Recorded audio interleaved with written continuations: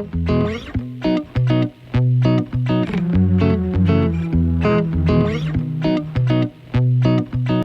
yang pertama saya akan membahas mengenai apa itu konseling sekolah.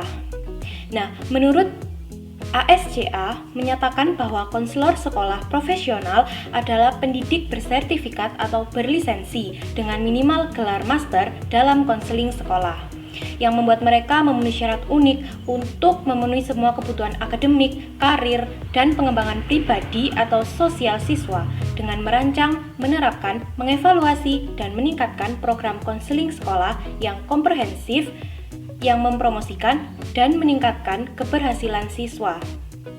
Pembina sekolah profesional dipekerjakan di sekolah dasar, sekolah menengah pertama, dan sekolah menengah atas dalam posisi pengawasan ketat dan posisi pendidikan konselor. Konselor sekolah profesional berperan penting dalam memaksimalkan keberhasilan siswa. Melalui kepemimpinan, advokasi, dan kolaborasi, konselor sekolah profesional mempromosikan kesetaraan dan akses ke pengalaman pendidikan yang ketat untuk semua siswa. Nah, kemudian konseling adalah hubungan profesional yang memberdayakan beragam individu, keluarga, dan kelompok untuk mencapai tujuan kesehatan mental, kebugaran, pendidikan, dan karir. Dengan menggunakan teori dan teknik konseling, konselor sekolah mencapai tujuan ini dengan mendorong kesetaraan, akses, dan kesuksesan pendidikan dan sosial. Kemudian yaitu mengenai contoh dari peran konselor di sekolah profesional. Yang pertama, seorang siswa dikirim ke konselor oleh guru kelas 2 dengan catatan yang berbunyi, Thomas bukanlah dirinya sendiri, dia belum menyelesaikan pekerjaannya dan sepertinya tidak memperhatikan. Maukah Anda berbicara dengannya dan melihat apa yang mungkin sedang terjadi? Kemudian yang kedua, konselor sekolah menengah mencatat jumlah siswa kulit berwarna yang tidak proporsional, siswa yang menerima layanan pendidikan khusus, dan siswa yang menerima makan siang gratis dan dengan potongan harga yang terdaftar di kelas AP atau 1B dan kursus yang ketat. Dia menyatakan keprihatinannya pada pertemuan tim kepemimpinan sekolah, mengadvokasi kolaborasi dengan sekolah pengumpan untuk mengatasi situasi ini dan bekerja untuk membuat sistem lebih adil. Dan yang ketiga, beberapa siswa kelas 3 dibenamkan dalam kelompok untuk siswa yang orang tuanya ditugaskan di militer.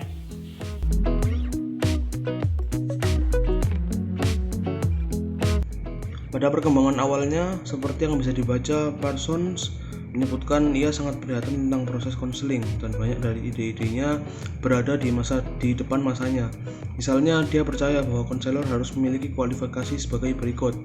Yang pertama, pengetahuan tentang kerja praktis tentang prinsip-prinsip dasar dan metode psikologis modern. Lalu ada juga sebuah pengalaman yang melibatkan kontak manusia yang cukup untuk memberi mereka kenalan yang intim dengan sifat manusia dalam sejumlah besar fase yang berbeda.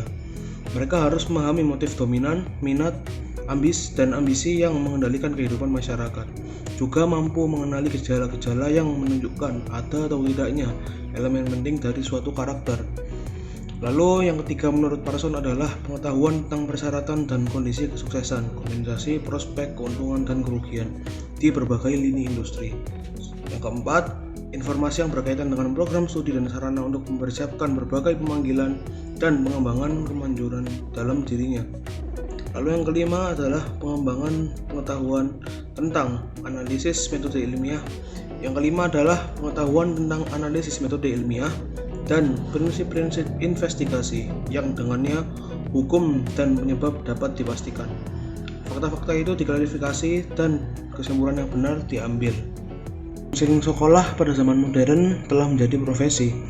Beberapa faktor yang menyebabkan perkembangan pesat konseling sekolah dan munculnya konseling sekolah sebagai profesi yang diakui, yaitu seperti Amerika Serikat semakin memprioritaskan pekerjaan dan konseling kejuruan sebagai akibat dari Great Depression atau depresi besar pada tahun 1930-an. Juga para veteran Perang Dunia II yang mencari pekerjaan pada tahun 1940-an. Selama tahun 1950-an, bidang konseling sekolah lebih jauh ditentukan oleh pembentukan organisasi konseling profesional dengan standar etika untuk persiapan dan praktik. Kemudian pada akhir 1960-an dan 1970-an, para pemimpin profesional mengusulkan perubahan dalam pelaksanaan konseling sekolah. Daripada konselor sekolah terutama memberikan konseling tambahan, konsultasi, dan layanan bimbingan untuk beberapa siswa dengan kebutuhan tertinggi, konselor sekolah ditugaskan untuk secara sistematis menyediakan yang sesuai perkembangan, berorientasi pada tujuan, program layanan bimbingan dan konseling berbasis akuntabilitas kepada seluruh siswa dan sekolah secara keseluruhan. Lalu penulis membicarakan tentang mengubah konseling sekolah di abad ke-21. Konselor sekolah diminta untuk menunjukkan bahwa layanan yang mereka berikan membantu guru dan siswa dalam menciptakan lingkungan belajar yang lebih efektif, yaitu lingkungan yang memungkinkan anak-anak belajar dengan cara yang akan tercermin pada nilai tes prestasi. Yang pertama adalah model The Education Trust, yaitu model menekankan konselor pelatihan dengan memberikan pemimpinan pendidikan yang dapat menjadi pendukung bagi semua siswa karena mereka fokus pada pengembangan prestasi akademik dan aspirasi karir.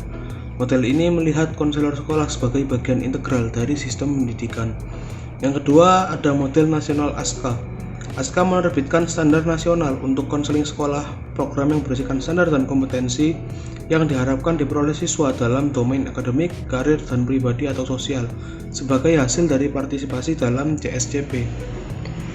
Teori dan proses konseling sekolah. Pertama, teori konseling. Karena keterbatasan waktu di tempat kerja, mereka cenderung mempraktikkan pendekatan teoritis yang cocok untuk modalitas pengobatan jangka pendek atau singkat. Yang kedua, teori pengembangan karir. Teori perkembangan seperti pendekatan pengembangan umur super karena membantu konselor sekolah merancang program karir yang sesuai dengan tingkat usia anak-anak. Yang ketiga, teori pembangunan manusia. Teori perkembangan kepribadian dapat membantu konselor sekolah memahami mengapa seorang siswa mungkin menunjukkan apa yang oleh beberapa orang disebut perilaku abnormal. Yang keempat, teori sistem. Konselor sekolah dapat secara efektif merencanakan CSCP, mencari sumber daya, berkonsultasi, dan mengadvokasi ketika mereka memahami kompleksitas sekolah sebagai suatu sistem, dinamika sistem sekolah, serta kebijakan dan politik lokal dan negara bagian yang mempengaruhi pendidikan dan sekolah mereka. Selanjutnya, pengaturan konselor sekolah. Konselor sekolah dipekerjakan di tingkat sekolah dasar, menengah, dan tinggi, dan berfungsi sebagai direktur, pengawas, dan pendidik konselor. Topik yang direkomendasikan mencakup strategi pembelajaran, keterampilan manajemen diri, dan keterampilan sosial, beberapa diantaranya termasuk yang berikut ini. Kemampuan berpikir kritis, kreativitas, waktu pengelolaan, keterampilan organisasi dan belajar, pembelajaran mandiri, keterampilan media dan teknologi, dan penetapan tujuan. Selanjutnya, apa saja jenis-jenis konselor sekolah? Jenis-jenis konselor sekolah sebagai berikut. Pertama, konselor sekolah dasar. Tahun-tahun dasar kehidupan sekolah merupakan fase pembentukan perkembangan anak. Selama ini, anak-anak sedang membangun konsep diri akademisnya dengan memperhatikan masalah kompetensi dan kepercayaan diri terhadap pembelajaran. Kedua, konselor sekolah menengah pertama. Saat anak-anak memasuki masa remaja, mereka menghadapi banyak tugas perkembangan yang ditandai dengan kebutuhan untuk memahami minat, kemampuan, dunia kerja, hubungan teman sebaya, seksualitas, dan berbagai peran hidup. Yang ketiga, konselor sekolah menengah atas. Saat siswa memasuki sekolah menengah, mereka mengambil langkah penting menuju kedewasaan. Karena mereka bertujuan untuk kesiapan karir dan perguruan tinggi dan mulai meningkatkan kejelasan tentang bagaimana mereka mendefinisikan tentang diri mereka sendiri. Yang nomor 4, sebagai pengawas dan pendidik konselor sekolah. Selain bertugas di tingkat sekolah dasar, menengah, dan atas, penasihat sekolah adalah pengawas tingkat kabupaten dan negara bagian, serta pendidik konselor. Pengawas seringkali memiliki pengalaman konseling sekolah, tetapi tidak selalu demikian. Pendidik konselor biasanya memiliki doktor dan mengajar di program master dan doktoral untuk mempersiapkan konselor sekolah dan pendidik konselor sekolah di masa depan, serta memberikan penelitian dan pengabdian di lapangan. Materi selanjutnya, konselor sekolah dalam proses beradaptasi dengan abad ke-21. Kami telah beralih dari fokus bimbingan kejuruan ke penekanan pada pengembangan dan penerapan program konseling sekolah yang komprehensif sambil mengadvokasi dan berkolaborasi untuk memastikan kesetaraan bagi semua siswa dan mempersiapkan siswa untuk siap kuliah dan karir. Konselor harus semakin mudah beradaptasi karena peran dan fungsi mereka terus berubah dan berkembang. Hal ini dibutuhkan seorang konselor untuk memeriksa apa yang mereka lakukan dan bagaimana mereka dapat menanggapi kebutuhan sehari-hari siswa, orang tua dan wali, guru, administrator, dan pemangku kepentingan masyarakat, sambil secara proaktif menyediakan program pencegahan dan mampu menangani krisis yang akan terjadi dan sering terjadi. Konselor yang merasa nyaman dengan perubahan akan bertahan dan berkembang. Menurut Airford pada tahun 2015, konselor sekolah yang profesional berfungsi sebagai pemimpin dan pembela tegas bagi siswa, konsultan untuk keluarga dan pendidik, dan anggota tim untuk guru, administrator, dan personil sekolah lainnya untuk membantu setiap siswa agar berhasil. Baik, yang selanjutnya menilai kompetensi multikultural. Salah satu cara agar konselor sekolah memastikan bahwa mereka menciptakan lingkungan multikultural adalah dengan melakukan analisis sistematis terhadap sekolah mereka dengan 9 kategori yang didasarkan pada analisis tema isu multikultural dalam konseling sekolah. Nah, ke-9 kategori tersebut antara lain yang pertama yaitu konseling multikultural, yang kedua konsultasi multikultural, yang ketiga memahami rasisme dan perlawanan siswa, yang keempat menilai multikultural, yang kelima memahami perkembangan identitas rasial, yang keenam konseling keluarga multikultural, yang ketujuh advokasi sosial, 8. Mengembangkan kemitraan sekolah, keluarga, komunitas, dan yang ke-9 memahami interaksi interpersonal lintas budaya. Selanjutnya ada masalah etika. Ada 2 yang menjadi jenis dari masalah etika ini, yaitu yang pertama standar etika dalam konseling sekolah, dan yang kedua adalah kerahasiaan, implikasi dari etis dan hukum. Dalam masalah profesional dan hukum, yang pertama ASKA melakukan banyak hal untuk konseling sekolah, termasuk memberikan pelatihan untuk menerapkan model nasional ASKA, mensponsori konferensi dan lokakarya pengembangan profesional, mengembangkan dan memelihara kode etik, membuat pernyataan posisi tentang sejumlah masalah penting yang dihadapi konselor sekolah, membantu dalam akreditasi dan inisiatif kredensial. Lalu yang kedua ada sertifikasi nasional yang tidak dimulai hingga tahun 1992. Ketika kredensial nasional Certified School Counselor ditetapkan, selain NCSC, Dewan Nasional untuk Standar Pengajaran Profesi telah mengembangkan proses sertifikasi yang diselesaikan pada tahun 2004. Tentu sebagai tambahan, ini adalah yang terjadi di Amerika. Lalu Hukum Publik 94142 Idea bagian 500 RTI dan ADA disahkan pada tahun 1975.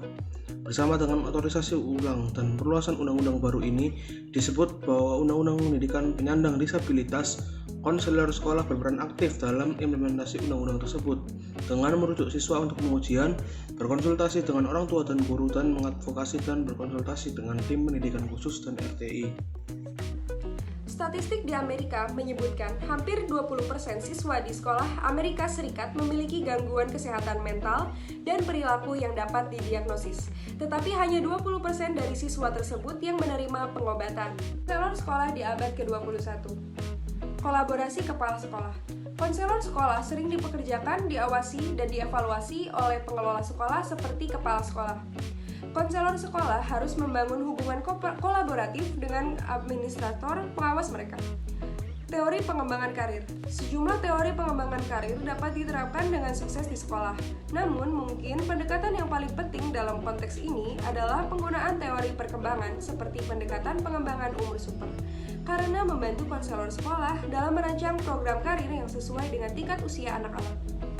Teori sistem. Selain itu, konselor sekolah dapat secara efektif merencanakan CSCP, mencari sumber daya, berkonsultasi, dan mengadvokasi ketika mereka memahami kompleksitas sekolah sebagai suatu sistem, dinamika sistem sekolah, serta kebijakan dan politik lokal dan beberapa negara bagian yang mempengaruhi pendidikan dan sekolah mereka.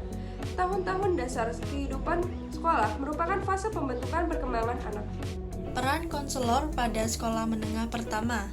Di usia saat ini, anak-anak memasuki usia remaja, di mana mereka menghadapi banyak perkembangan yang ditandai dengan kebutuhan untuk memahami minat, kemampuannya, dunia kerjanya, hubungan dengan teman sebayanya, seksualitas, dan berbagai peran hidup. Selanjutnya, peran konselor pada sekolah menengah ke atas. Di sini siswa memasuki sekolah menengah, mereka mengambil langkah penting menuju kedewasaan karena pada usia ini mereka perlu mempersiapkan untuk kesiapan karirnya ataupun perguruan tinggi. Dan mereka memulai meningkatkan kejelasan tentang bagaimana mereka mendefinisikan diri mereka sendiri. Selanjutnya masalah hukum. Konselor sekolah berperan aktif dalam implementasi undang-undang tersebut dengan merujuk siswa untuk pengujian, berkonsultasi dengan orang tua dan guru, dan mengadvokasi dan berkonsultasi dengan tim pendidikan khusus dan RTI. Sekian presentasi dari kelompok kami. Kurang lebihnya kami mohon maaf dan semoga apa yang telah kami sampaikan dapat bermanfaat. Terima kasih. Wassalamualaikum warahmatullahi wabarakatuh.